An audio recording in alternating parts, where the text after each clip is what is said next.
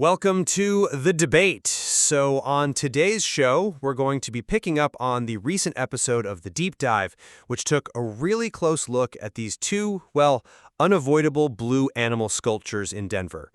You have Luis Jimenez's Blue Mustang, which everyone just calls Blucifer, and then Lawrence Argent's huge, playful Blue Bear. I see what you mean.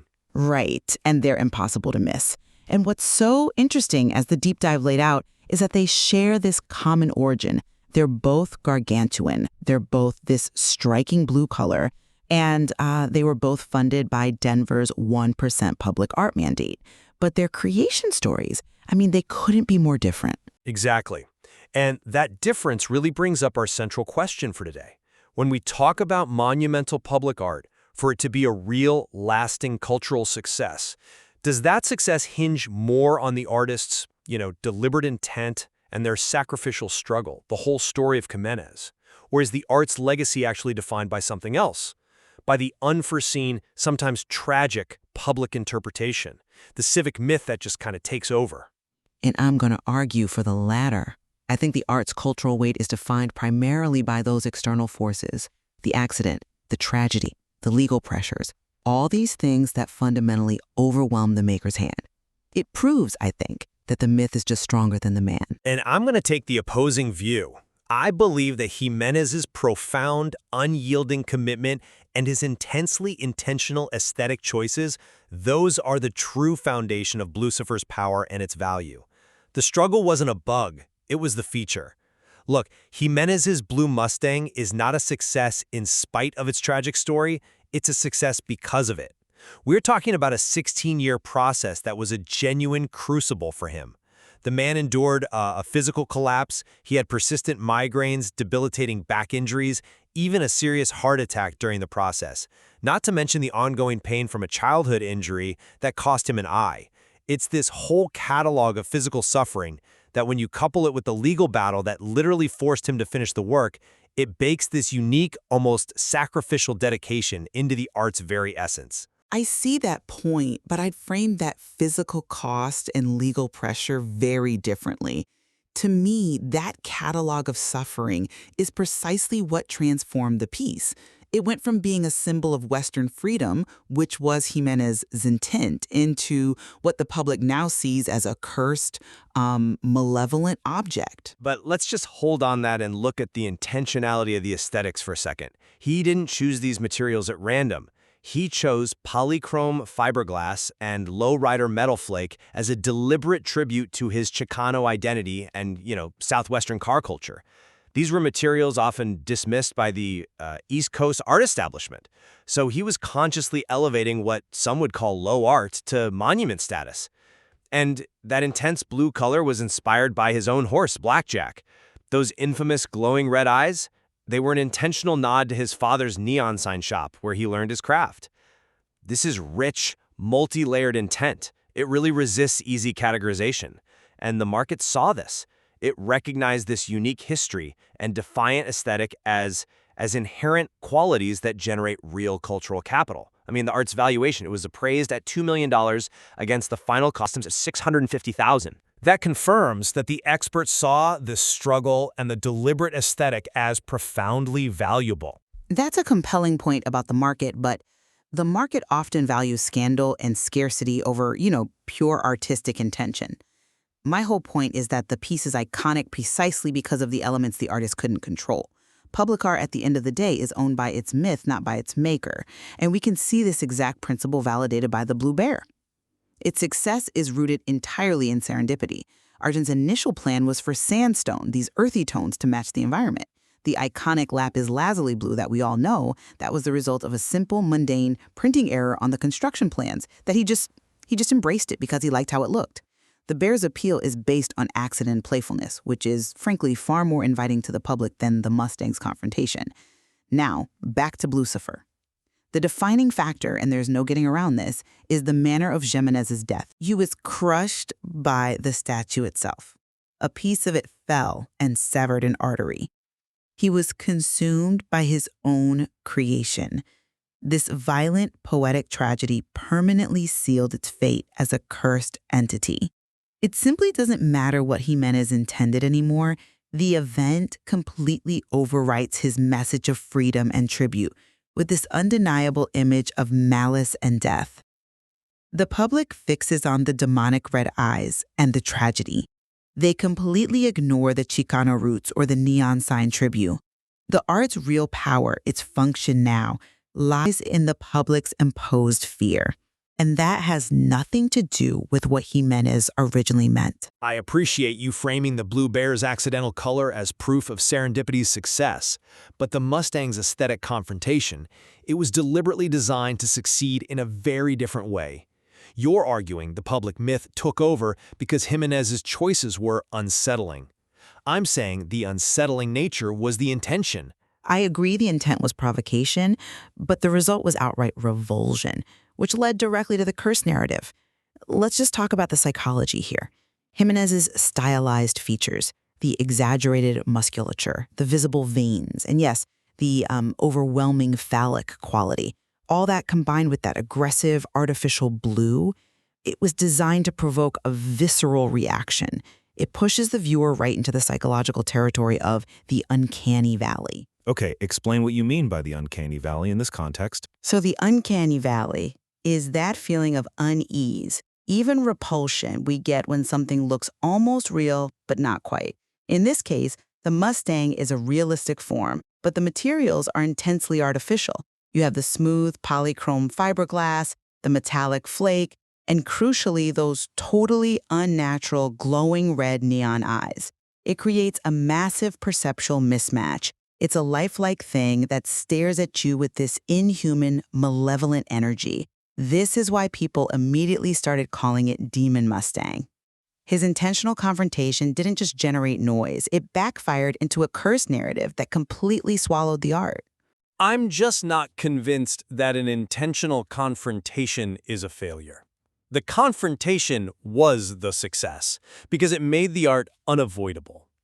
Jimenez was trying to elevate themes that were dismissed by the traditional kind of elitist art world, using industrial materials and the bold modernism of his heritage.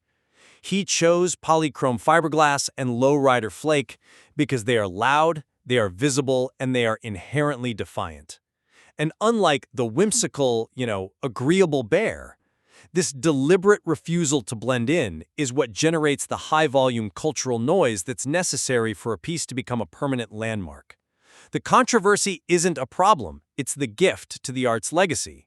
He fused high art monumentality with the aesthetics of commercial signage, and that complex mixture is what ensures decades of argument and attention. But when that intentional provocation leads to the public viewing the statue as actively malevolent, as a spiritual threat, as we heard in the deep dive, then the artist's intent has been fundamentally erased by collective psychological anxiety. The piece is famous for being feared, not for its sophisticated cultural origins. Fear is its function now. I'd argue its function is to challenge and endure. Let's look at the external pressures not just as tragedy, but as part of its definition. You mentioned the legal aspect. I want to highlight the mechanics of that 1% mandate. Denver actually sued Jimenez for the initial $165,000 payment because of the contract. This lawsuit essentially forced him to complete the sculpture, despite his heart attack and his physical limitations. So that court decree transformed the entire creation process into this epic, agonizing struggle between man and material, and also between man and institution. The artwork comes to symbolize human grit against both mortal and bureaucratic pressure. That level of sacrifice, physical, legal, it elevates the piece far beyond just public decoration. That's an interesting way to put it. But I would frame those external events, the lawsuit, the heart attack, the violent death, as proof that the process of creation was contaminated by trauma, not sanctified by struggle. In the deep dive, there was analysis concerning cursed objects. And when a piece of art is associated with extreme violence or trauma, like the Vassano vase or fragment stolen from Pompeii, the object is said to sort of absorb that trauma. The Mustang, now permanently stained by blood and legal conflict, absorbed the violence of its own creation. The art is now completely inseparable from the trauma of its making. But that trauma is what makes it resonate so powerfully. It makes it real. In a way, the Blue Bear's gentle serendipity never could be. Maybe, but it also makes it dangerous and isolated. I mean, think about the post-9/11 security changes. The Mustang's final fate was defined by external security policy, not by Jimenez's vision. It was exiled to an inaccessible median where you can see it from a distance, but you can't touch it, you can't interact with it, because of security concerns at a major airport. The artist's original plan for an interactive roadside turnoff was completely overwritten. The security state defined its final form, not the artist. Well, if we agree that external forces ultimately defined its form, let's look at the ultimate external force, the 1% mandate itself. The mandate is intended to guarantee a certain quality of public art for the city. And I question the long-term value of that mandate when the extreme outcome is a piece that many Denver residents actively find offensive or, cursed. I mean, it led to organized petitions to have it removed years later. The cost escalating to $650,000 for a monument that generates this deep, visceral public distress. It proves the policy can be counterproductive, even if it's a sound investment on paper. You've commissioned a monument to antagonism, not civic pride. I'm not convinced that antagonism is the same as failure. The mandate achieved its goal by guaranteeing art is woven permanently into the city's fabric, ensuring a permanent conversation. The controversy itself, including the high cost and the petitions, is proof of profound, lasting cultural engagement. If the art were mild and agreeable, like the earth-toned bear Argent first planned, we wouldn't be having this conversation 15 years later. You just don't get that level of cultural noise from a gentle piece. And on top of that, the Mustang's powerful controversy actively shapes the city's ongoing response to the mandate. Think about later commissions, like Ringo the Rhino. That piece was explicitly designed to be climbable and interactive. It functions as a conceptual counterpoint, a direct response to the untouchable nature of the Mustang. Blucifer is so foundational, it forces the city to commission subsequent art as a direct conversation with its legacy. It's defining Denver's entire public art language. But the price of that successful conversation is the high cost of unavoidable civic trauma. It is an unavoidable monument to violence and death, greeting visitors to a major international airport. That tension between aggressive, traumatic art and the intended civic welcome, that to me is the ultimate failure of the original commission, regardless of its fame. The public myth of the curse is just too powerful. I see it as a monument to human struggle, reflecting the raw, untamed identity of the American West. It demands respect precisely because of the immense self-sacrificial cost of its creation and the unyielding intentionality of its controversial aesthetics. And I see it as a symbol of how tragedy, accident, and public anxiety will always eclipse personal vision in the creation of a civic myth. The blue bear is defined by an accident of color. The blue Mustang is defined by an accident of death. The art that becomes truly iconic is the art that refuses to stay within the lines the artist first drew. So, to summarize my perspective, the Mustang's enduring power is rooted in the artist's physical sacrifice, his personal integrity, and his deliberate, unapologetic aesthetic intent. The Chicana culture, the neon tribute, these elements generated a monument to human grit and artistic conviction that deserves its iconic status, tragedy notwithstanding. The struggle is the substance. And I would reassert that the defining, lasting power of both the Mustang and the bear rests on external, unforeseen factors, the printing error and the tragic death. These things created irresistible public myths that have far eclipsed whatever the artist's original personal meanings were. The civic value lies in the story the public writes, not the one the artist intended. And yet these massive blue installations, both funded by that 1% mandate, they stand as these inescapable symbols of the mile-high city. And that proves they are generating an unavoidable and very complex civic conversation that shows absolutely no sign of ending.